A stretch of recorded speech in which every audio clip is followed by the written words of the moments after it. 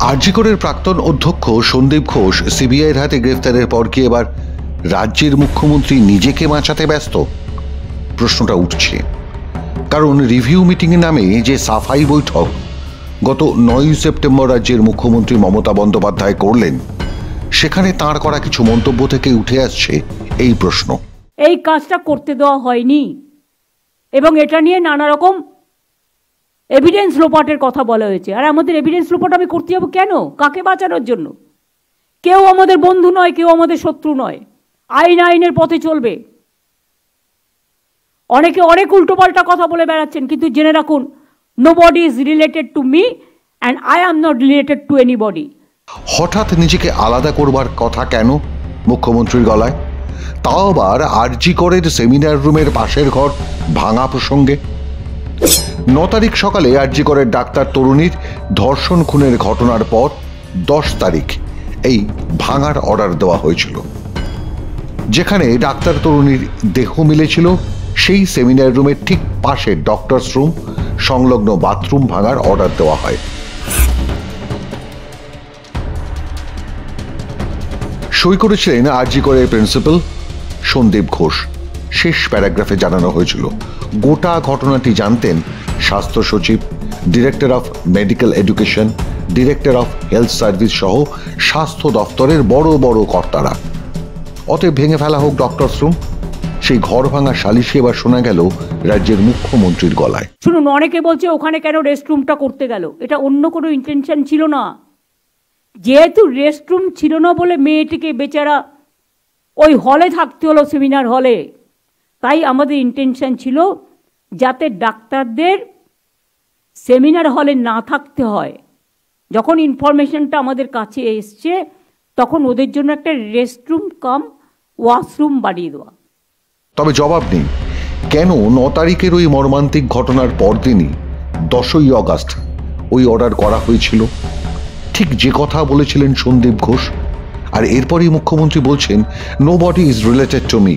এই কাজটা করতে দেওয়া হয়নি এবং এটা নিয়ে নানা রকম এভিডেন্স লোপাটের কথা বলা হয়েছে। আর আমাদের এভিডেন্স লোপাট আমি করতে যাবো কেন? কাকে বাঁচানোর জন্য? কেউ আমাদের বন্ধু নয়, কেউ আমাদের শত্রু নয়। আইন আইনের পথে চলবে। অনেকে অনেক উল্টোপাল্টা কথা বলে বেড়াচ্ছেন, কিন্তু জেনে রাখুন, nobody is related to me and I am not related to anybody. কিসের ইঙ্গিত দিলেন মুখ্যমন্ত্রী? নিজের সঙ্গে সন্দীপ ঘোষের ঘনিষ্ঠতার। সন্দীপের বয়ানের সঙ্গে তার বয়ান যেভাবে মিলে যাচ্ছে, এবং মুখ্যমন্ত্রী তারপর সওয়াল করছেন রাজ্যের পুলিশ কমিশনারের হয়ে, যিনি তার নির্দেশেই দায়িত্ব নিয়ে গোটা ক্রাইম সিনটি নষ্ট করবার কাজটি পরিচালনা করেছিলেন। এই ভরসায় মুখ্যমন্ত্রী তাকে বাঁচিয়ে দেবেন।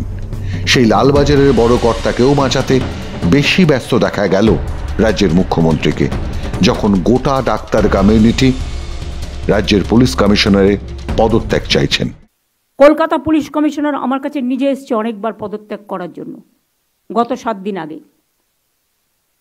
সামনে পুজো, আপনারা এবার আমায় বলুন, ল অ্যান্ড অর্ডার লোকটাকে তো জানতে হবে যায় থাকবে, কোন পাড়ায় কোন পুজো হচ্ছে, পুজো কমিটিগুলো কি থিম করছে, কোথায় কি পুলিশ পোস্টিং আছে। এটা পুজোর সময়, কিছুদিন ধৈর্য ধরলে কি মহাভারত অশুদ্ধ হয়। আপনারা ঠিক করবেন সবাইকে চেঞ্জ করতে হবে।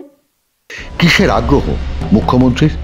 যদি nobody is related to her হয়, অর্থাৎ কিনা কেউই তার সঙ্গে সম্পর্কযুক্ত না হন এবং তিনিও কারোর সঙ্গে সম্পর্কিত নন, আরজি করে দায় ঝাড়লেন মুখ্যমন্ত্রী। যত দোষ সন্দীপ ঘোষ বলে ঝেড়ে ফেলে কি আরজি কর সহ মেডিকেল কলেজের দুর্নীতির দায় এবং লভ্যাংশের ভাগ পাওয়ার অভিযোগ থেকে নিজেকে বাঁচাতে পারবেন রাজ্যের মুখ্যমন্ত্রী মমতা বন্দ্যোপাধ্যায়? কারণ তার নির্দেশেই তো সন্দীপ ঘোষের 7 দিনে 3বার চাকরি বদল হয়েছিল। তার নির্দেশেই তো এখনো সরকারি শোকজের চিঠি পৌঁছয়নি সন্দীপ ঘোষের কাছে। ফলে স্রেফ চোখ ঘোরানোর সাসপেনশন করে রাখা আছে সন্দীপ ঘোষকে, যা কোর্টে গেলেই সাফ হয়ে যাবে। তাহলে এর অর্থ কি? পশ্চিমবঙ্গের মাননীয় CM directly related to the medical scam as well as Sandip Ghosh too. Madhyam Bureau Report.